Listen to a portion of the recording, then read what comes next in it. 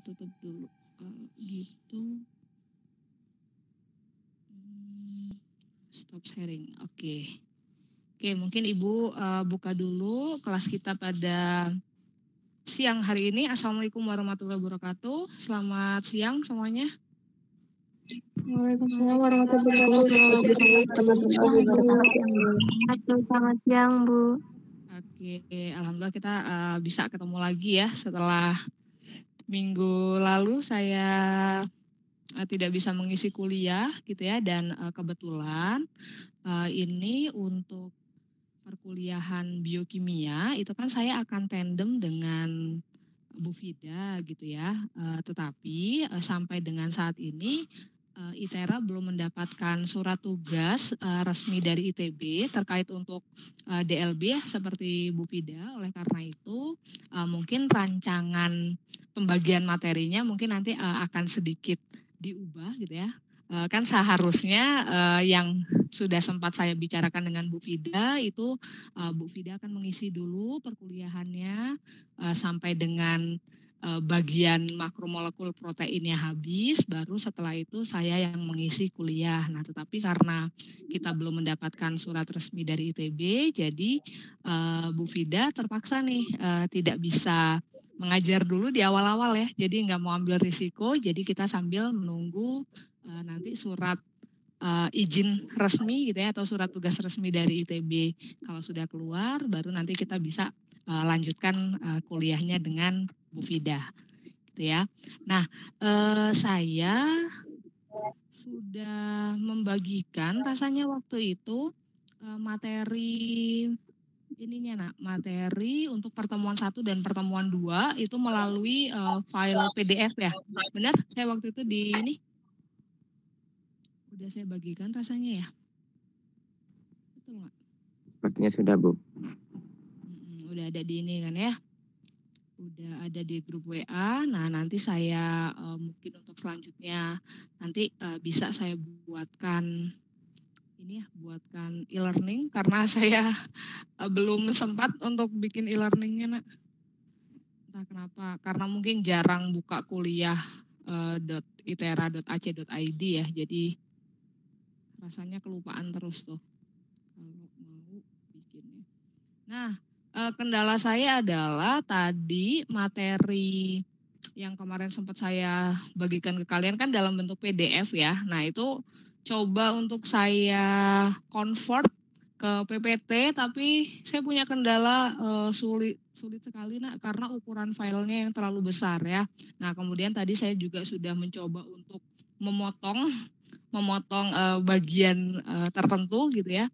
Jadi biar tetap bisa saya convert, itu ternyata tadi waktu untuk mendownloadnya itu juga sangat lama gitu ya, karena mungkin internet di kosan saya juga tidak begitu lancar ya. Jadi saya terpaksa menggunakan file PDF ya untuk coba mengisi kuliah pada siang hari ini. Oke, terakhir rasanya kita nyampe sini ya, Nak ya. Ibu udah ngejelasin bagian yang ini benar? Benar nggak nih? Udah, Bu. Ya, benar ya. Jadi terakhir kita sudah sampai di slide ini ya. Kita sudah melihat bagaimana molekul-molekul air dia bisa saling berinteraksi membentuk ikatan hidrogen gitu ya. Jadi kalau misalnya ada 3 molekul air, sebentar, tanda panah saya kelihatan nggak nih? Atau perlu pakai oh, nggak ada laser point ya kok di sini ya. Beda kayak PPT ya. Nah, ya wis lah, nggak apa-apa lah ya. Tanda panahnya kelihatan kan, Nak? Kalau misalnya saya mau menunjuk ke arah sini gitu. Heran. Terlalu tipis tuh. Bisa Tidak kelihatan, Bu. Gimana? Kelihatan, Bu. Kelihatan ya, oke. Nah, jadi ini saya belum nulis, Nak, tapi tanda panahnya gitu kelihatan kan ya kursornya? Kelihatan, Bu. Oke, nah ya. Jadi 2 minggu yang lalu kita sudah membahas bersama-sama bagaimana molekul air dia bisa berinteraksi gitu ya, menggunakan interaksi melalui ikatan hidrogen dengan sesama molekul air. Kalau misalnya dia berinteraksinya dengan 2 molekul gitu ya, atau melibatkan 2 molekul air yang berinteraksi, kita bisa menyebutnya adalah struktur dimer. Kalau dia melibatkan 3 molekul air, berarti nanti kita menyebutnya strukturnya trimer gitu ya. Kalau 4 berarti tetramer, kalau 5 berarti pentamer gitu ya. Nah, yang jelas kalau kita lihat di sini, nanti semakin kompleks struktur yang bisa bergabung gitu ya, atau struktur yang terbentuk itu semakin kompleks, maka kesempatan untuk akhirnya dia bisa membentuk struktur tersebut dia semakin kecil. Jadi misalnya ada 2 molekul air, dia membentuk dimer, itu kemungkinan akan terbentuk dimer itu dia kemungkinannya malah justru jauh lebih besar dibandingkan kalau dia mau membentuk pentamer gitu ya. Jadi semakin kompleks struktur yang akan terbentuk gitu ya, kesempatan mereka untuk membentuk struktur tersebut itu cenderung lebih kecil atau lebih sulit gitu ya. Nah, kalau misalnya kemarin kan juga kita sudah menyinggung ya, ada beberapa interaksi atau ikatan yang melibatkan suatu molekul gitu ya. Ada yang disebut ikatan kovalen ya, ada yang disebut juga dengan ikatan atau interaksi non kovalen. Jadi kalau misalnya secara kuantitatif gitu ya kita hitung, di data ini merupakan sebagian data dari suatu energi atau besar yang tersimpan dari suatu ikatan kimia. Jadi kalau kamu lihat di sini ya, untuk interaksi yang kovalen, contohnya misalnya kamu melihat ikatan antara O dan H di dalam H2O ya, itu kan interaksinya kovalen, dia memiliki energi ikat sebesar 460 kJ per mol. Ya, yang CH juga dia punya energi ikatnya 414 ya. C ikatan tunggal ya, C itu energi ikatnya sebesar 348 kJ per mol. Nah, sementara kalau kita bandingkan untuk energi ikat interaksi-interaksi non kovalen, nah bisa kita lihat di sini ya, dari yang paling kuat ya, yang paling kuat itu adalah interaksi ionik ya. Di sini kita melihat ada interaksi antara kation dan anion gitu ya. Dia memiliki untuk interaksi antara anion COO- dan kationnya NH3+ ya, dia memiliki energi ikat sebesar 86 kJ ya. Kemudian ikatan hidrogen yang terbentuk nih antara atom hidrogen dengan oksigen gitu ya di suatu molekul, itu dia memiliki energi ikatnya adalah 20 kJ per mol. Gitu ya. Dipol-dipol interaction itu 9,3 kJ per mol. Kemudian yang paling lemah ya, gaya London itu ada 0,3 kJ per mol. Nah, dari sini kita bisa bandingkan kalau ternyata interaksi-interaksi yang non kovalen itu dia memiliki energi ikat yang jauh lebih kecil ya dibandingkan interaksi-interaksi yang kovalen. Nah, artinya apa? Artinya kamu hanya butuh sedikit saja energi untuk bisa memutuskan ikatan untuk interaksi-interaksi yang sifatnya non kovalen gitu ya. Beda halnya kalau kita bandingkan dengan yang interaksinya secara kovalen gitu ya. Lihat nih ada berapa kali lipat ya. Misalnya yang paling kuat aja ikatan ionik interaksi non kovalen nih di 46 kJ per mol. Nah, kalau kita lihat aja ikatan kovalen itu berapa kali lipatnya dari interaksi non kovalen yang tergolong yang paling kuat gitu. Ya, jadi kita bisa tahu di sini kalau ternyata interaksi-interaksi yang non kovalen yang terjadi antara satu molekul dengan molekul yang lainnya, dia memiliki energi ikat yang lebih kecil dibandingkan interaksi kovalen. Nah, tetapi interaksi ini memegang peranan penting ya. Jadi walaupun dia hanya memiliki energi ikat yang kecil, artinya dia hanya butuh energi sedikit saja untuk memutuskannya, tetapi dia memegang peranan penting untuk terjadinya interaksi antara molekul-molekul yang ada di dalam sel kita, ya. Nah, ini contoh beberapa interaksi van der Waals yang mungkin pernah kalian pelajari juga ya ketika kimia dasar. Nah, kalau kita lihat yang A gini ya, yang A ini yang pertama adalah interaksi dipol-dipol ya, mungkin pernah lihat kayak gini ya. Jadi ini merupakan interaksi dipol-dipol. Kalau kita lihat ya, ini molekul yang sebelah kiri dan molekul yang sebelah kanan itu sudah terlihat adanya perbedaan distribusi elektron gitu kan ya, sehingga akan terbentuk dua kutub gitu ya, kutub yang sifatnya positif atau kita menyebutnya bagian yang parsial positif gitu ya, dan ada kutub yang negatif. Jadi kalau kita lihat di sini senyawa-senyawa yang sifatnya polar gitu ya, dia sudah terlihat jelas pemisahan distribusi elektronnya. Nah, sehingga antara molekul yang satu dan molekul yang lainnya, karena kita lihat nyata tuh ya di sini, oh ini udah ada terjadi pemisahan elektron Bu, sehingga dia sudah bisa membentuk kutub ya, sehingga antara molekul yang satu dan molekul yang lainnya itu bisa berinteraksi satu sama lain membentuk interaksi dipol-dipol gitu ya. Nah, tapi lain halnya dengan yang gambar yang B ya.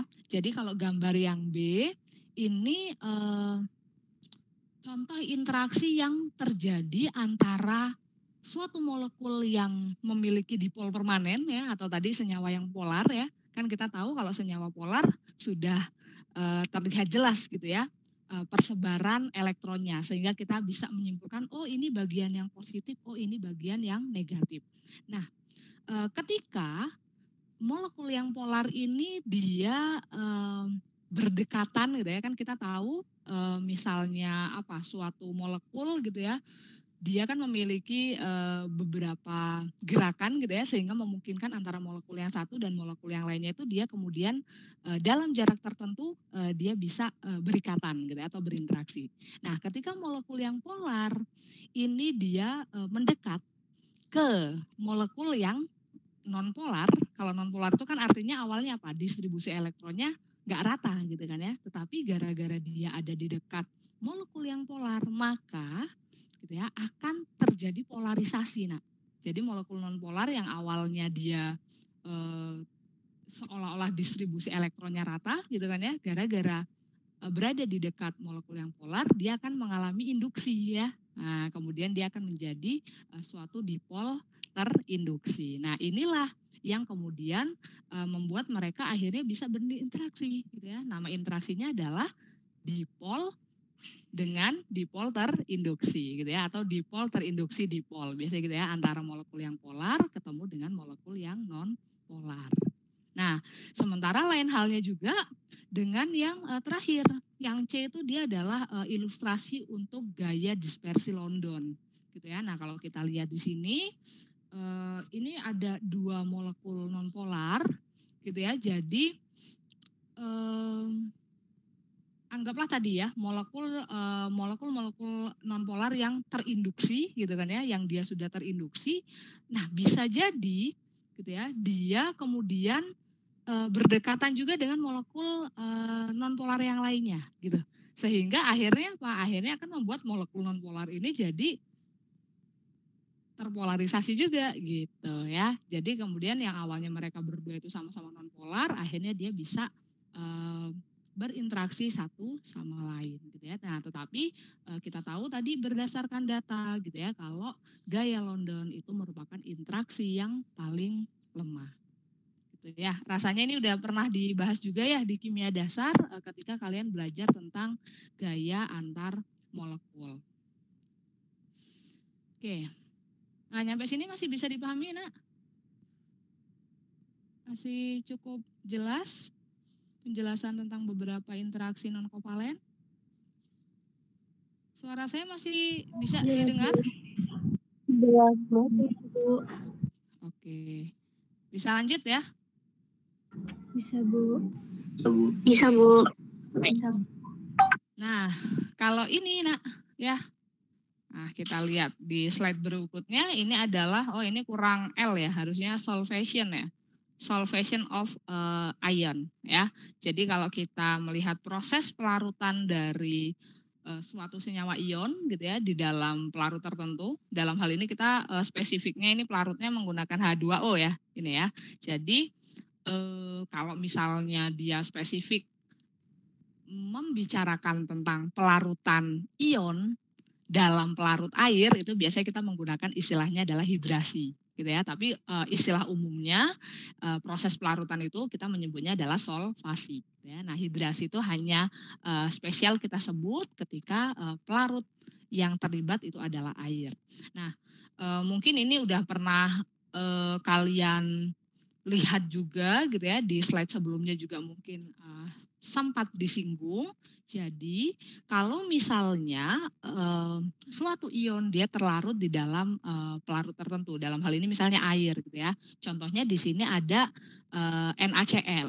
NaCl di dalam air kan akan terbentuk Na+ dan Cl- gitu ya, sehingga nanti ion-ion yang positif dia akan diselimuti ya atau diselubungi oleh bagian negatif dari H2O gitu ya. Nah, mungkin masih ingat nggak kenapa di sini bagian O-nya yang diberi label bersifat negatif? Ada yang masih ingat? Kenapa yang bagian O-nya yang diberi label negatif? Ada yang masih ingat nggak? Halo, masih ingat nggak nih? Karena keelektronegatifannya bukan, Bu? Karena keelektronegatifannya apa? Besar atau kecil? Besar, Bu.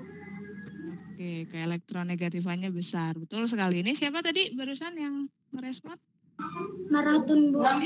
Ya, maraton. Terima kasih ya, maraton ya, benar yang dikatakan maraton gitu ya. Jadi kan ketika kita melihat molekul H2O, dia distribusi elektronnya gitu ya, atau karena keelektronegatifan O itu sangat besar dibandingkan H, maka awan elektron dia akan terpusatnya pada O gitu ya, sehingga kalau kita lihat di sini O yang bermuatan negatif ya, atau dia yang awan elektronnya terpusat di O. Nah, kalau kamu punya ion yang positif, maka bagian yang akan menyelimutinya itu adalah bagian negatif dari H2O. Gitu juga misalnya kamu menggunakan pelarut lain gitu kan ya. Jadi nanti kalau ada ion positif, maka yang akan menyelimutinya, yang akan bersinggungan langsung itu adalah bagian negatif dari pelarut tersebut. Kalau kamu ketemu sama ion negatif, maka kebalikannya, yang akan menyelimutinya itu adalah bagian positif dari pelarut tersebut. Ya, ini adalah proses solvasi. Nah, tadi di awal kita sudah melihat gitu ya bagaimana kemampuan air untuk bisa membentuk ikatan hidrogen dengan sesama molekul air. Nah, tetapi ternyata kemampuan air untuk berikatan hidrogen itu tidak hanya sebatas dengan sesama dengan sesama molekul air saja gitu ya. Nah, tetapi ternyata molekul-molekul air itu mungkin saja dia bisa berinteraksi gitu ya, atau dia bisa membentuk ikatan hidrogen dengan molekul-molekul lain yang memiliki gugus fungsi yang punya kapasitas untuk berikatan hidrogen. Nah, maksudnya gimana sih Bu? Nah, kayak contohnya ya, misalnya di sini ada H2O, coba bentar kalau Ibu pakai pen merah, ini gimana sih? Aku jarang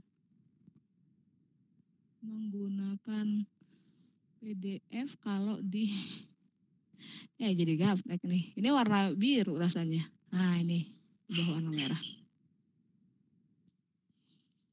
Oke. Ini kalau kita lihat di sini H2O gitu kan ya. H2O ternyata dia bisa berinteraksi dengan molekul lain yang memiliki gugus fungsi apa ini, Nak? Masih ingat kamu? Yang Ibu lingkarin ini H2O, dia bisa berinteraksi dengan gugus fungsi apa ini? Karboksilat. Masa karboksilat cair? Alkohol ya. Orang OH kan ya. Alkohol gitu kan ya. Oh, ternyata di sini H2O bisa dia memiliki ikatan hidrogen dengan molekul lain yang mengandung gugus fungsi alkohol. Kemudian kalau kita lihat yang B, ini di sini H2O, Ibu Lingkari, ternyata dia juga bisa membentuk ikatan hidrogen dengan molekul yang memiliki gugus fungsi apa nih? Kalau yang B, gugus fungsi apa yang B? Kelihatan nggak? Kelihatan nggak? Karbonil bukan Bu? Karbonil, betul gitu ya. Keton, Oh Bu. ternyata. Karbonil atau keton ya biasanya nyebutnya ya. Nah ternyata dia juga bisa berinteraksi melalui ikatan hidrogen dengan molekul yang memiliki gugus fungsi karbonil. Nah kalau yang C coba kita lihat. H2O bisa berikatan hidrogen dengan molekul yang mengandung gugus fungsi apa nih? Kalau yang C. Yo. Karboksilat, Bu. Karboksilat, betul ya. Jadi kalau dia CO itu biasanya kita nyebutnya karbonil ya atau keton boleh. Kalau COO itu biasanya kita nyebutnya karboksil atau karboksilat juga boleh. Gitu ya. Nah, ternyata H2O juga bisa dia berikatan hidrogen dengan molekul yang memiliki gugus fungsi karboksilat. Nah, kalau yang D, kira-kira ini molekul gugus fungsinya apa nih? Kalau yang D, udah belajar kan kalian organik monofungsi ya rasanya ini? Ya, gugus fungsi apa ini? Nama lainnya, nama umumnya bisa kita nyebutnya gugus fungsi amina. Betul ya, gugus fungsi amina, gitu ya. Nah, jadi ternyata kalau kita melihat gitu ya, kayak misalnya yang A adalah gugus fungsinya alkohol ya, ada OH di sini. Ternyata gugus fungsi alkohol dia memiliki karakteristik. Nah, di sini apa? Kan syarat ikatan hidrogen, ingat nggak? Ya, hidrogen bonding, ciri-ciri ikatannya seperti apa? Jadi masih ingat? Ibu biasanya suka menyingkatnya pakai gini, nak. H yang berikatan dengan atom-atom yang elektronegatif ya. F atau O atau N gitu ya biasanya. Ibu biasanya menyebutkannya handphone gitu ya. Nah, jadi asalkan suatu molekul dia memiliki gugus fungsi yang mengandung atom yang sangat elektronegatif gitu. Contohnya misalnya dia mengandung F atau O atau N gitu ya. Nah, dalam hal ini misalnya dia ada molekul yang mengandung gugus fungsi alkohol. Nah, dia punya oksigen tuh gitu kan ya. Nah, ternyata oksigennya nanti di sini bisa membentuk ikatan hidrogen dengan H yang dimiliki oleh molekul H2O gitu ya. Atau kita lihat di sini ternyata molekul alkohol tersebut dia memiliki H. H-nya di sini terikat sama siapa? Terikat sama O, artinya hidrogen di sini dia bersifat sangat elektropositif, sehingga hidrogennya mungkin dia akan membentuk ikatan hidrogen dengan oksigen yang ada pada molekul H2O, gitu ya. Jadi kalau kita melihat ya gugus fungsi tersebut dia memiliki atom yang elektronegatif, ya. Contohnya di sini apa? Kalau alkohol ada O-nya ya. Kalau karbonil ada O-nya juga di sini. Karboksil dia ada O-nya gitu ya. Jadi kalau dia memiliki dia memiliki atom-atom yang sangat elektronegatif, dia akan mungkin berikatan hidrogen dengan air. Atau dia memiliki hidrogen yang sangat elektropositif. Contohnya di amina nih nak ya. Kalau kamu lihat di sini ion amonium ya, gugus fungsinya amina. Hidrogennya itu terikat pada N. Kita tahu N itu merupakan salah satu atom yang sangat elektronegatif, sehingga hidrogen yang ada di sekeliling amina yang ada di sekeliling nitrogen ini dia sifatnya atau dia sangat elektropositif, sehingga memungkinkan untuk memiliki interaksi ikatan hidrogen dengan molekul air.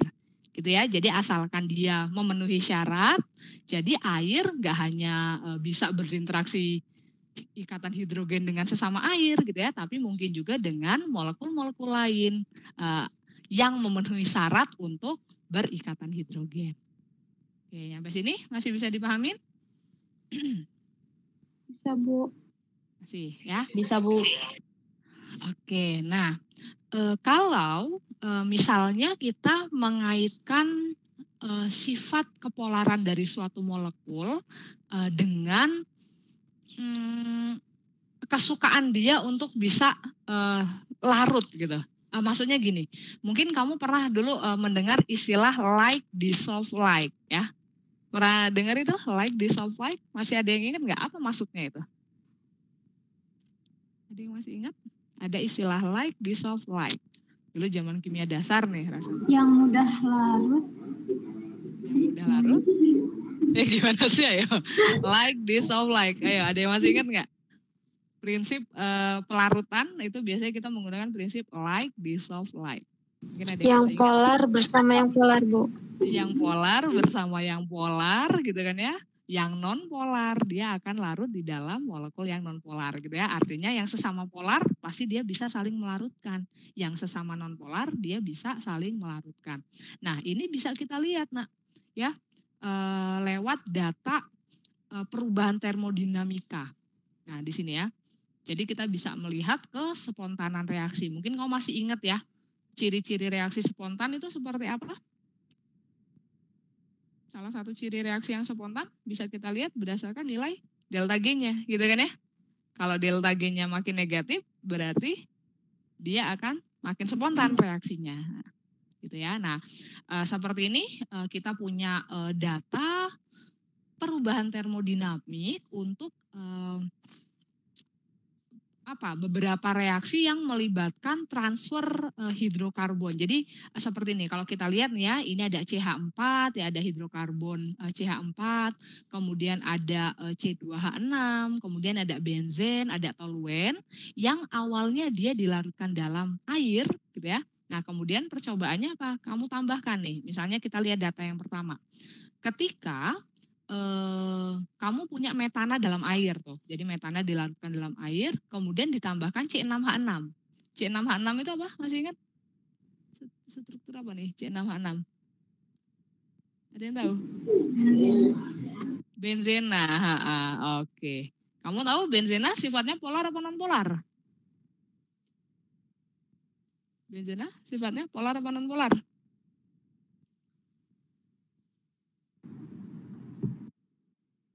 Nah, tahu Non-polar, Bu. Non-polar ya, atau misalnya kalau lupa Ibu mau mengarahkannya ke sini. Kita tahu CH4 polar apa non-polar?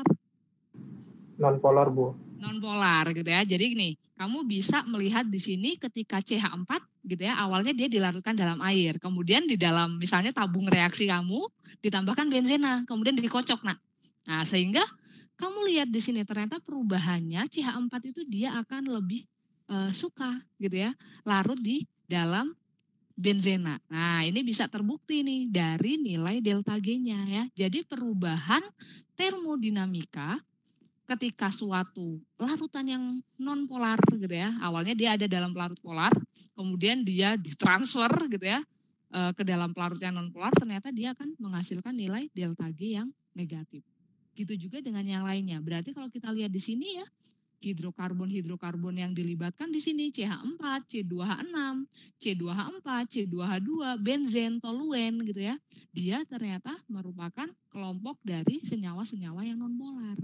Nah, kita tahu tuh ketika senyawa nonpolar dilarutkan dalam air, dia cenderung nggak suka gitu kan ya. Nah, ketika dia diberi kesempatan untuk bisa berinteraksi dengan pelarut-pelarut yang nonpolar nih, contohnya kayak CCl4 ya, benzena gitu kan ya.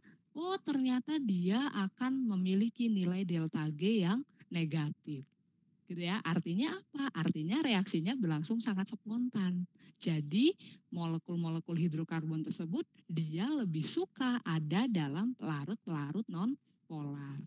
Gitu ya. Nah, dari sini kita bisa membuktikan secara perhitungan gitu ya. Oh, ternyata benar tuh. Kalau dulu prinsip kelarutan dia menggunakan istilah like dissolve like ya. Ternyata ya kalau sesuatu yang polar pasti dia akan lebih suka melarutkan yang polar. Kalau molekul dia sifatnya non polar maka dia akan lebih suka larut ke dalam molekul yang non polar juga. Gitu ya. Nah, jadi beberapa interaksi non kovalen juga nanti dia akan memegang peranan ya dalam proses pelarutan yang terjadi antara suatu zat terlarut dengan pelarutnya. Oke, apa nih? Oh, ini gambaran ya nak ya. Jadi ini merupakan gambaran. Misalnya kamu punya molekul yang non polar gitu kan ya. Ketika kamu masukkan ke dalam air lah, ambil contohnya seperti itu. Ya. Jadi apa yang terjadi gitu ya? Jadi jika ada molekul yang non polar gitu ya, dia dimasukkan ke dalam molekul air gitu, maka gambarannya seperti ini. Jadi molekul air itu dia berusaha untuk menyelimuti molekul non polar tersebut, gitu kan ya. Sehingga nanti kalau kamu membayangkan, oke coba ibu ke bawah ke sini. Nah jadi misalnya kamu punya molekul yang non polar gitu ya, kamu masukkan ke dalam air gitu kan ya. Bisa jadi nanti kamu akan melihat seperti ini ya. Ya, ada gambar A, ada gambar B. Ya, bisa jadi kamu akan menemukan, oh ini nih ilustrasi nih, yang warna kuning emas ini adalah molekul yang non polar gitu ya. Jadi dia akan diselimuti oleh air gitu. Ya, nah tetapi kecenderungan molekul-molekul non polar ini dia untuk saling berinteraksi satu sama lain ya kayak tadi kan like dissolve like ya, pasti molekul-molekul non polar itu ya senangnya bergabung sesamanya gitu kan ya, sehingga molekul non polar yang tadi dia terhidrasi oleh air ini dia sebenarnya lebih suka ada dalam struktur yang B ini nak ya. Jadi dia kecenderungannya itu dia lebih senang untuk berinteraksi dengan sesama molekul yang non polar gitu ya. Jadi alasannya mungkin lebih ke seperti ini. Nah, kalau kamu melihat ini kan satu-satu gitu ya. Ini kalau gambar yang A itu molekul non polarnya satu gini, sementara molekul gambar yang B itu molekul non polarnya sudah bersatu. Nah, mungkin salah satu alasannya seperti ini. Nah, kalau satu-satu seperti ini ya, maka kan kemungkinan atau luas permukaan dari non polar ini untuk berinteraksi sama air itu kan dia akan lebih banyak kan, dia akan menghasilkan luas penampang yang lebih banyak yang akan bersinggungan sama air, betul nggak? Nih anggaplah sini ya, oh ini berarti luas yang pertama, ini luas yang kedua, ini luas yang ketiga, luas yang keempat gitu kan, luas yang kelima. Kalau misalnya kamu ukur gitu ya, kamu sentiin gitu ya, dibandingkan dengan yang B ini nak. Nah yang B ini bagian sisi dia berinteraksi dengan air itu dia luasnya itu lebih kecil dibandingkan kalau dia dalam bentuk satu-satu ini gitu. Artinya apa? Artinya air itu sendiri itu lebih nyaman kalau molekul non polar dia akan bergabung sesamanya gini nakku. Kebayang nggak? Makanya kalau kamu pernah nggak netesin minyak ke dalam air? Netesin minyak ke dalam air, coba kamu pertama tes gitu. Pernah nggak kamu lihat minyaknya itu dia satu-satu gini? Kalau ibu sih ngelihatnya cenderung minyaknya itu pasti gabung satu sama lain, ya nggak? Ada yang pernah lihat nggak? Pernah lihat mungkin peristiwa itu ya? Ya. Iya, karena emang itu secara alami. Air pun dia menolak gitu kan. Kalau kayak gini tuh semakin banyak luas permukaan yang akhirnya dia harus berinteraksi sama air. Kan tadi air sifatnya polar. Jelas dia menolak untuk berinteraksi dengan yang non polar gitu ya.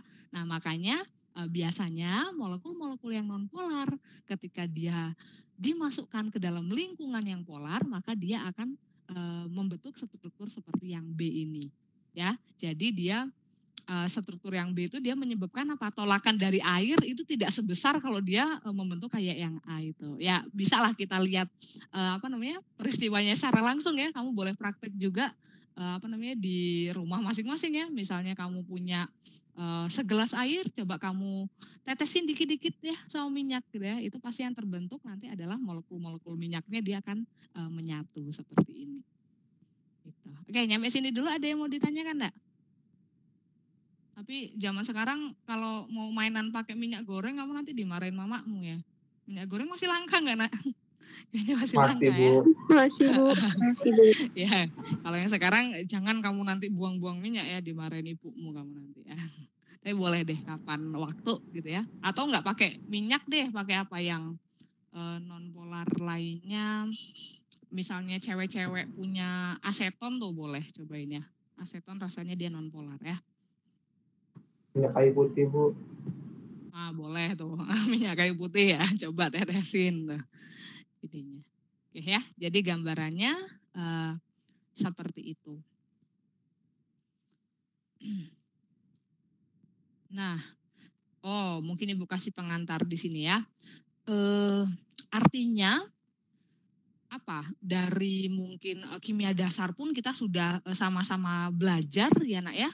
Kalau ternyata antara molekul nonpolar dengan molekul yang polar gitu ya, itu untuk saling berinteraksi dia butuh effort yang begitu besar gitu kan ya. Dia pasti entropinya gitu ya, itu dia pasti sangat-sangat tidak spontan ya, atau entropinya bisa jadi ke arah positif kan ya. Dia sangat nggak mau tuh kalau kamu memaksakan melarutkan sesuatu yang nonpolar ke dalam larutan yang ke dalam pelarut yang polar gitu. Makanya mungkin dalam industri atau mungkin dalam kebutuhan tertentu itu kita rasanya butuh. Nah, butuh untuk akhirnya melibatkan suatu molekul yang memiliki karakteristik itu sebagai sebagai penghubung mereka. Kebayang nggak?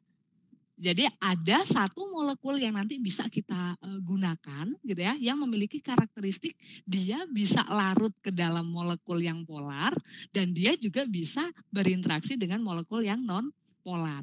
Nah, kayak gini contohnya ya, misalnya kita kayak punya molekul di sini adalah contohnya ada beberapa asam lemak. Nah, jadi kalau kamu lihat yang di atas itu struktur asam lemak palmitat, mungkin pernah dengar ya kamu ya.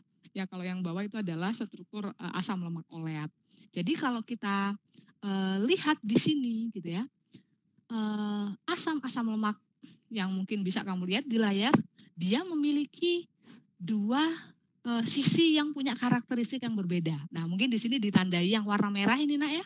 Nah yang warna merah kalau kita lihat dari atom-atomnya ya, ada oksigen. Kita tahu oksigen itu adalah kaya sekali dengan elektron ya. Artinya gitu ya, di bagian yang merah ini dia merupakan bagian yang distribusi elektronnya tidak merata, atau biasanya kita menyebutnya adalah bagian yang sifatnya polar. Nah, sementara kita punya di sini ekor hidrokarbonnya ya. Wah, kita tahu hidrokarbon tadi itu sifatnya apa?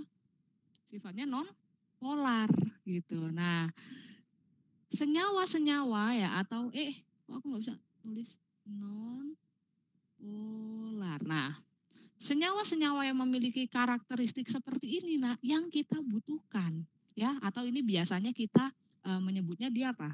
Struktur yang amfibilik ya. Dia memiliki dua bagian yang polar dan yang non polar. Nah, molekul-molekul seperti ini yang kita butuhkan sebagai penstabil nah. Ya, jadi misalnya kayak kamu bikin bolu ya, biasanya kalau kamu bikin bolu itu atau es krim kamu menambahkan emulsifier, pernah dengar nggak emulsifier penstabil.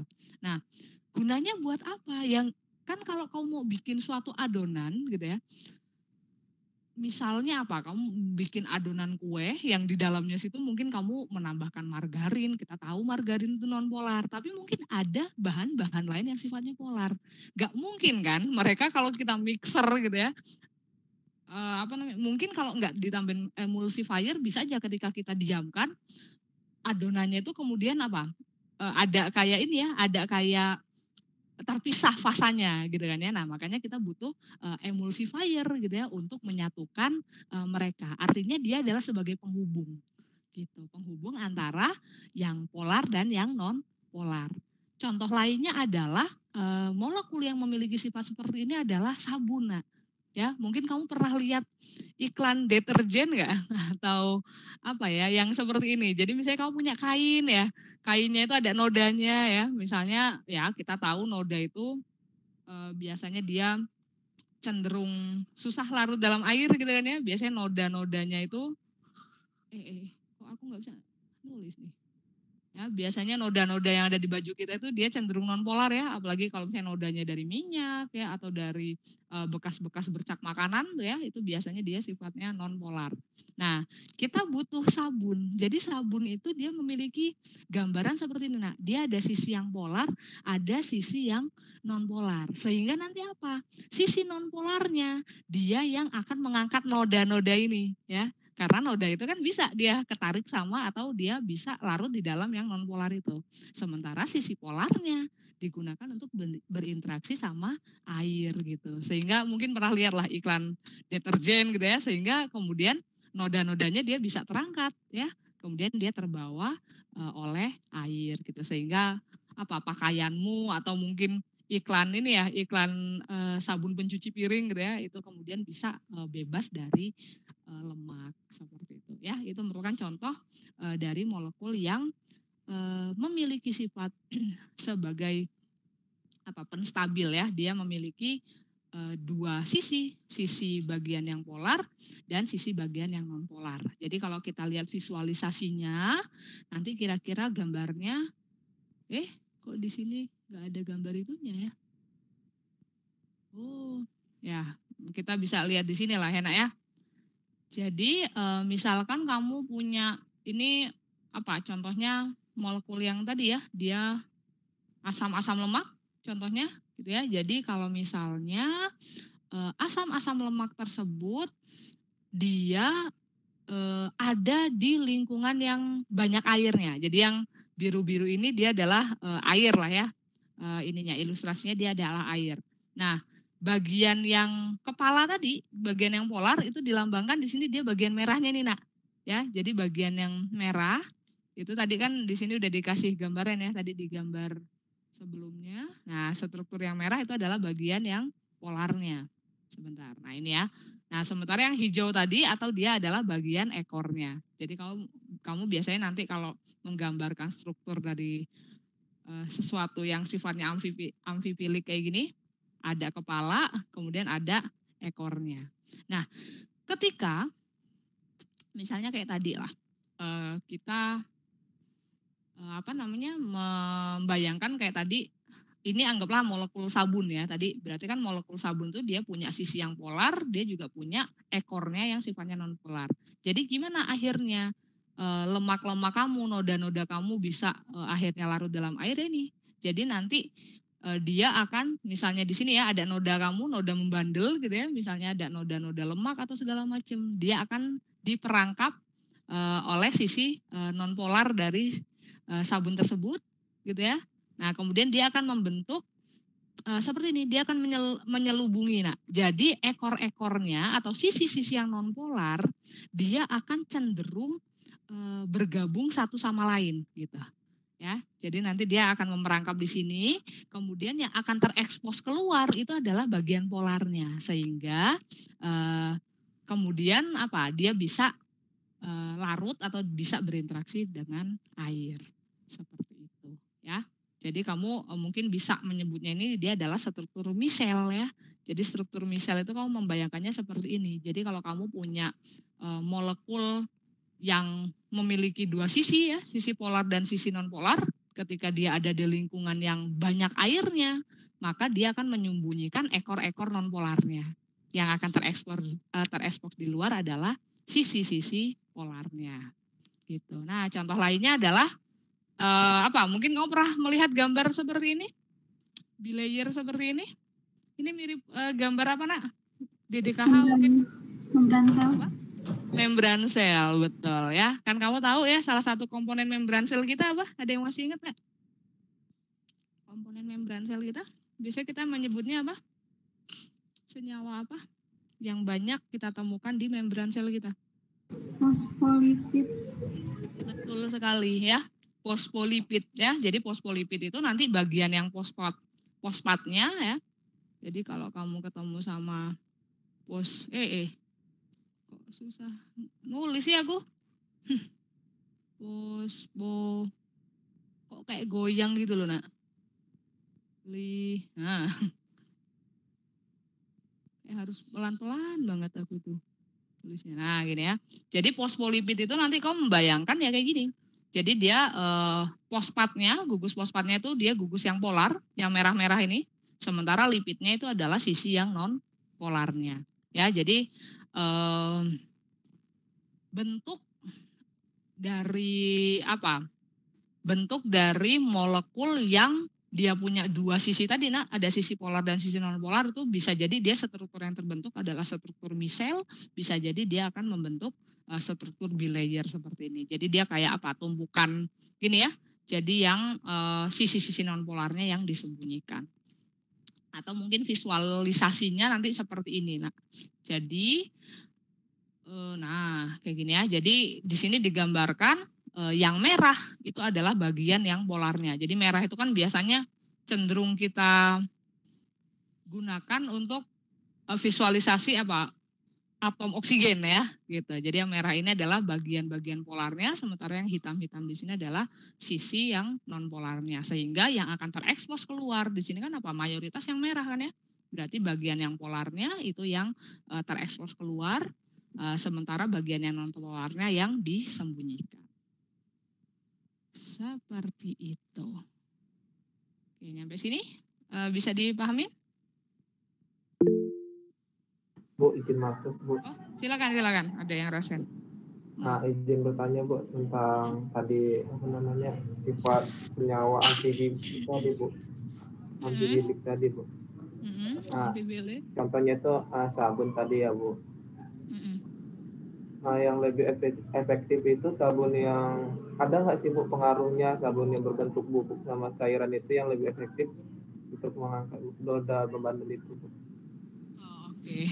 Ini udah jadi ini ya, kayak Bu, ada nggak sih Bu yang akhirnya membuat sabun itu lebih efektif bekerja gitu ya? Kalau misalnya kamu lihat dari permukaannya, dia kira-kira lebih efektif yang bentuknya serbuk atau yang bentuknya cair ya. Nah ini sebenarnya Ibu nggak bisa menilai dari ini ya Nak ya. Jadi karena di dalam sabun atau deterjen itu pun kandungan senyawa aktifnya atau kita menyebut inilah ya tadi senyawa yang dia sifatnya amfifilik itu kita nggak tahu gitu ya seberapa banyak kandungan senyawa aktif dari deterjen atau sabun tersebut gitu ya. Nah tapi seandainya kita compare-nya gini lah, compare-nya oh misalnya ini kandungannya sama Bu gitu ya, ini sama banyak Bu gitu ya, senyawa-senyawa yang amfifiliknya itu sama banyak. Kira-kira dia akan lebih efektif yang bentuknya serbuk atau bentuknya liquid Bu gitu. Nah mungkin Ibu akan balik lagi ke faktor-faktor yang mempercepat laju reaksi. Nah paling arahnya ke situ.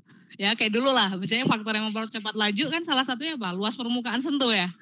Nah kalau kamu punya yang lempengan sama yang serbuk itu biasanya lebih cepat yang mana dia terjadinya reaksi? Wah, kalau ada lempengan sama serbuk biasanya lebih cepat yang mana? Serbuk, Bu. Serbuk gitu ya. Nah kalau serbuk dibandingkan dengan yang liquid.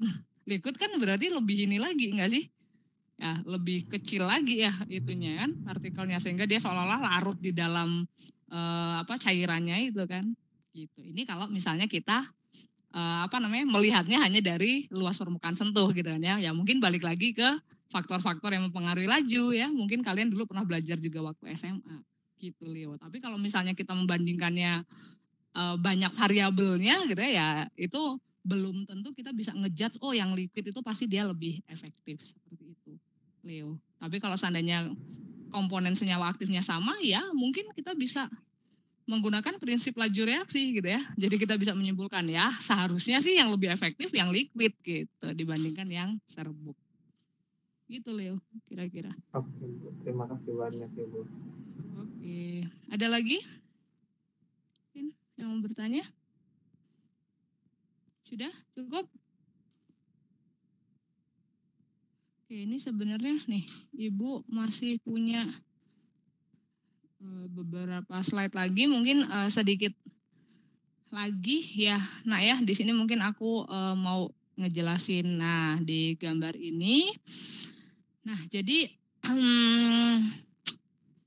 gambar ini dia menunjukkan kalau kamu misalnya punya suatu larutan ya bisa itu larutan garam ya atau larutan isinya gula gitu kan ya. Atau misalnya kalau nanti diterapkan di laboratorium gitu ya, kamu penelitian biokimia, itu biasanya di sini ada apa? Larutan yang mengandung protein gitu ya, protein yang sudah diendapkan oleh garam gitu ya misalnya.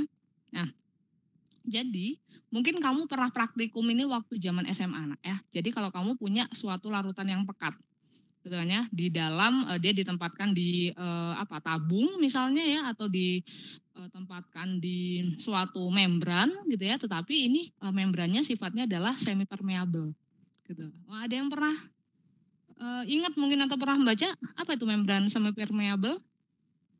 Ada yang pernah tahu mungkin? Membran semi permeable. Apa itu membran semi permeable?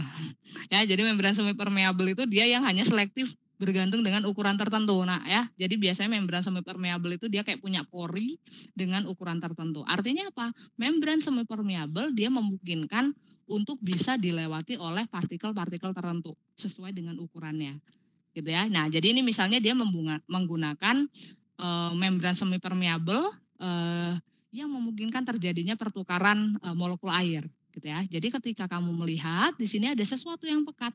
Kalau ada sesuatu yang pekat, berarti yang warna ungu ini ya, sesuatu yang pekat, itu berarti kadar airnya banyak atau sedikit, nak. Kalau kamu punya misalnya larutan garam yang pekat gitu, berarti airnya banyak apa dikit? Sedikit. Airnya justru lebih sedikit, gitu kan ya? Yang banyaknya garamnya, misalnya kayak gitu ya. Nah, ketika dia dicelupkan tuh di dalam satu wadah yang isinya air, gitu ya. Nah, tentu saja nanti dia akan menyebabkan adanya proses difusi, ya. Difusi itu perpindahan zat dari yang konsentrasi tinggi ke konsentrasi rendah. Nah, karena di sini kan membran semi permeable gitu ya yang digunakan itu dia hanya selektif pada molekul air, makanya nanti yang akan berpindah itu adalah molekul airnya. Nah, molekul airnya dia akan masuk ke dalam membran tersebut. Nah, kenapa air geraknya dari yang yang banyak air gini, kenapa dia masuk ke sini airnya? Alasannya seperti apa? Bisa dibayangkan nggak? Kok airnya yang pindah ya? Nah, kita ingat tadi, kira-kira konsentrasi airnya banyakan yang di wadah apa yang di membran? Di wadah. Yang di wadah gitu kan ya. Nah, peristiwa difusi kan apa? Perpindahan dari konsentrasi tinggi ke konsentrasi rendah. Ya pasti airnya akan masuk ya. Biar apa? Biar dia seimbang gitu kan. Makanya dia molekul airnya dia akan masuk di sini ya. Sehingga dulu Ibu pernah tuh melakukan percobaan seperti ini, dia menggunakan sirup, nak. Jadi di sini tuh sirup, jadi biar kelihatan gitu ya warnanya. Ternyata ketika kita celupkan di sini lama-lama warna sirupnya itu jadi pudar gitu ya. Itu karena adanya air yang masuk. Nah, kalau misalnya kita beri tekanan atau kita beri gaya gitu ya agar dia banyaknya seperti sedia kala tadi, ini kan pasti kan volumenya kan akan bertambah gitu ya. Nah, kalau misalnya kita tekan tuh biar volumenya kembali ke semula. Nah, besarnya gaya yang kita butuhkan untuk melawan peristiwa difusi itu ya, itulah yang kita sebut sebagai tekanan osmosis gitu ya. Pernah dengar kan mungkin ya, tekanan osmosis. Jadi kita nanti bisa melihat peristiwa atau kita bisa menghitung gitu ya tekanan osmosis gitu ya yang terjadi di dalam mungkin sel-sel kita. Kan pasti di sel-sel kita ya kan juga terjadi perpindahan zat kan ya. Jadi kalau kamu membayangkan dinding sel kamu itu seperti membran semi permeable gitu ya. Jadi enggak bisa sembarangan molekul keluar masuk sesuka hati gitu, enggak gitu ya. Dia hanya selektif terhadap molekul-molekul tertentu. Nah, artinya nanti setiap organisme gitu ya bergantung dengan tempat hidupnya itu pasti akan memiliki tekanan osmosis sel yang berbeda-beda. Jadi kayak contohnya nih, misalnya kita membandingkan ada organisme yang hidup di padang pasir ya dengan organisme yang hidup di laut. Kan kalau di laut kan dia kadar garamnya tinggi gitu kan ya. Kemudian ya kita bandingkan sama kita sendiri lah ya yang kita hidup di lingkungan yang kira-kira komponennya yang ada di sekitar kita lebih banyak apa nak? yang ada di sekitar kita? Padat, cair, gas. Kita ada hidup di lingkungan Gas, yang Bu. gas ya, betul ya. Kita kan ibaratnya ada di permukaan bumi ini kan kita diselubungi oleh gas yang nggak kelihatan gitu kan. Nah, tentu saja pasti organismenya punya karakteristik tertentu gitu ya untuk masing-masing tempat hidupnya dia.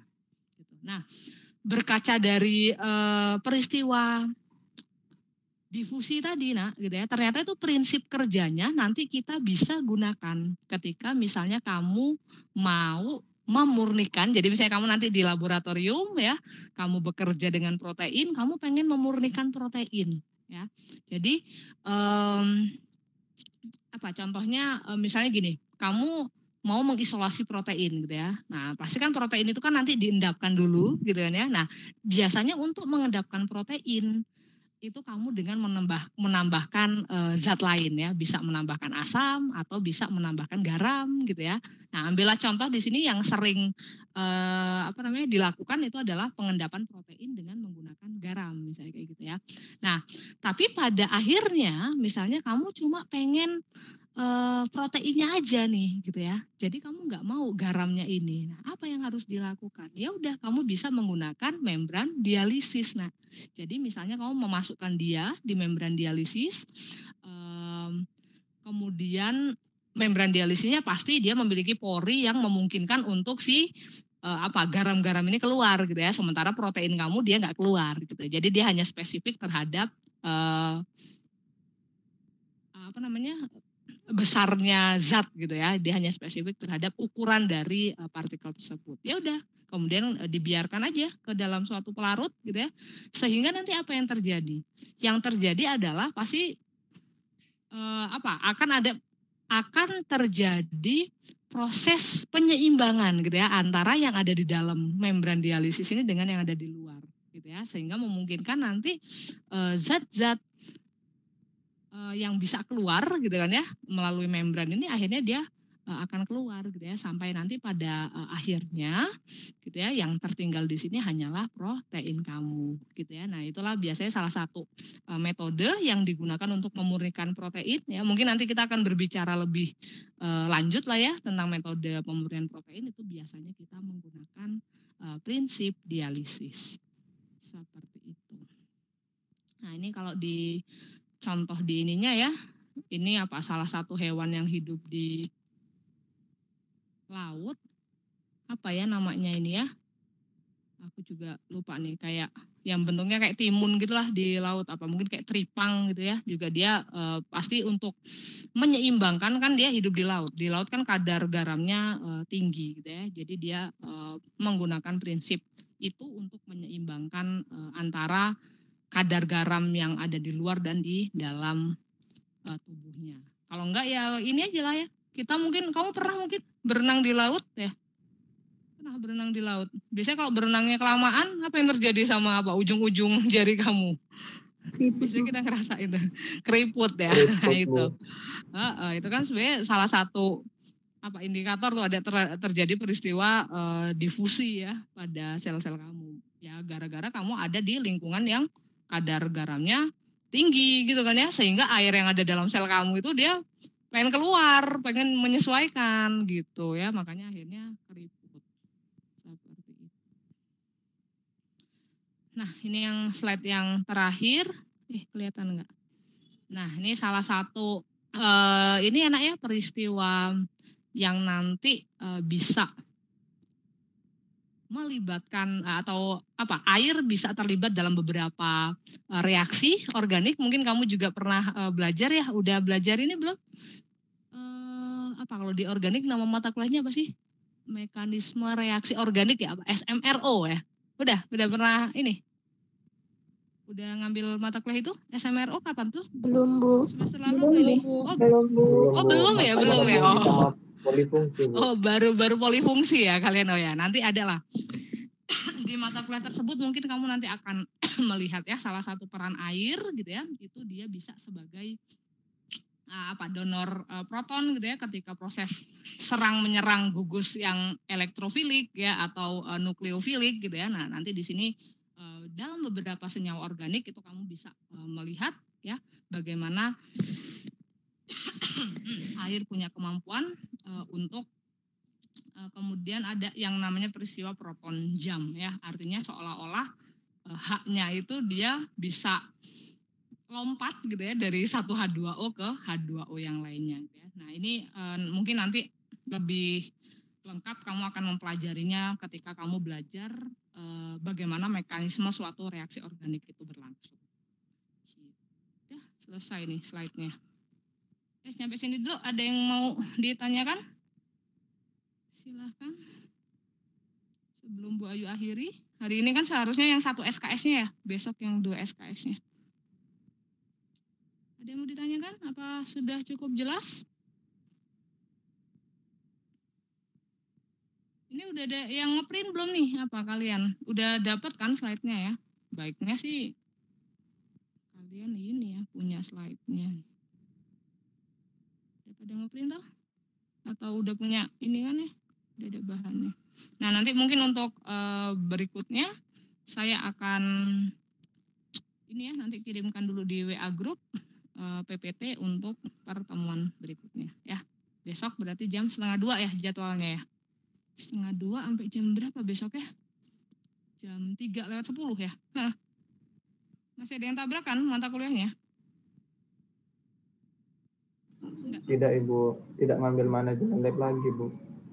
Oh, akhirnya nggak ngelepasin manajemen lab akhirnya? Iya Ibu, sudah ngambil nyamannya aja Bu. Ya wis lah kalau gitu. Ya udah ya, nanti untuk praktikum mungkin akan kita mulai di minggu ke-5 ya. Rasanya semua praktikum itu akan mulai minggu ke-5. Kalau DDKH itu DDKH lagi. SFB itu jadwalnya kapan ya? Selasa pagi bukan ya praktikumnya? Ada nabrak nggak tuh Selasa pagi? Nah, tapi paling nanti ini kok nggak semua modul kita kerjakan di laboratorium ya. Jadi nanti mungkin ada beberapa modul saja yang kita kerjakan di lab ya. Jadi nanti ada modul yang lainnya ada yang dikerjakan di rumah gitu ya. Ada juga modul yang hubungannya dengan komputasi. Udah, kalau nggak ada pertanyaan, Ibu cukupkan dulu ya kuliah kita hari ini. Besok kita ketemu lagi jam 1:30 ya. Nanti bahan kuliahnya akan Ibu kirimkan di WA Group dulu sementara ya. Ketua kelas jangan lupa di data mahasiswa yang nggak bisa scan barcode nanti kirimkan ke Ibu. Oh iya, ini ada yang kuliahnya pakai laptop. Mungkin Ibu bisa ini ya dibantu untuk kirimkan screen capture-nya. Tapi jangan lupa bagian bawahnya ya, tanggal sama jamnya itu terlihat ya. Oke, terima kasih Ibu akhiri kelasnya. Assalamualaikum warahmatullahi wabarakatuh. Selamat siang. Waalaikumsalam warahmatullahi wabarakatuh.